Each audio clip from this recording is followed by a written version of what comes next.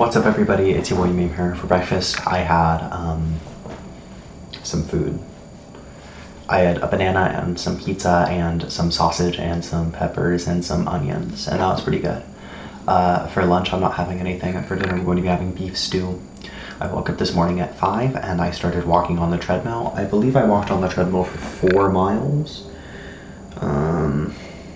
Yeah, and I burned 474 calories. But that's okay considering my 1,000 calorie move goal, because I'm going to be walking to the tailor today. Instead of leaving for therapy at noon, I'm going to be leaving for therapy at 11:26, and before I go to therapy, I'm actually going to be going to the tailor to get some holes in my jeans repaired.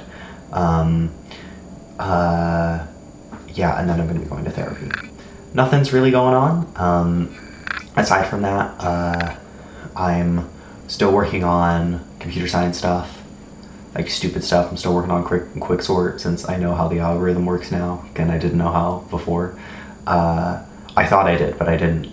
But now I understand, and hopefully it'll be relatively easy.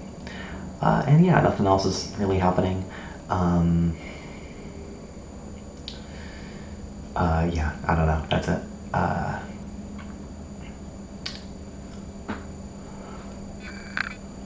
Oh, I wanted to talk about the Apple event. It happened yesterday, and I found out about it at work, and I found out about the stuff during my lunch break. Like, I watched videos about it on my phone, but I didn't talk about it yesterday because I was too busy talking about other things.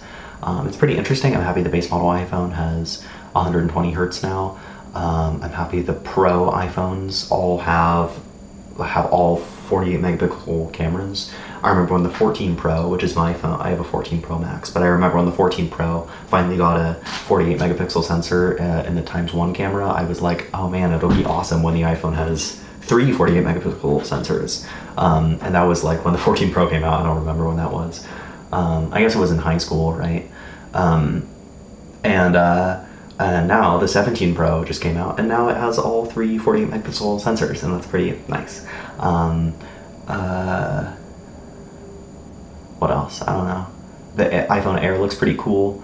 When I've heard people talk about like the S25 Edge, which is similar to the 17 Air, or the iPhone Air, is, you know, it just seems like you don't know why you would want a thinner phone, and then you hold the phone and then you see why you might want a thinner phone, which sounds very neat, and I'm interested in holding the iPhone Air at some point, because apparently that's like sort of all the marketing you need for a thinner phone, but you know, I don't know if that's very good for you know, sales, right? You have to hold the phone to want to buy it. Like, that's strange.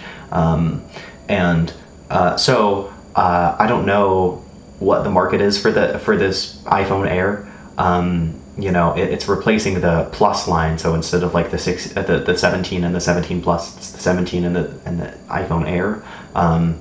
And you know, they got rid of the Plus line because it wasn't selling very well. Before that, they got rid of the Mini line because it wasn't selling very well. So it seems like they're just trying out stuff with this market segment. You know, so I guess we'll see what happens. I think it's going to be more popular than people are saying it will be.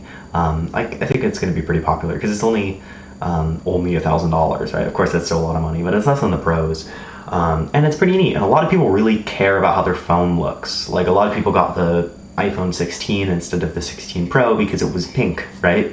And so, I don't know, maybe there's a lot of value in that, and just how the phone looks. And, you know, I've met a couple of people recently who like really care about how their technology products look, which I think is crazy, but you know, there's a lot of people like that. And yeah, nothing else is really going on. I'm gonna get ready to go to the tailor now, and yeah, bye.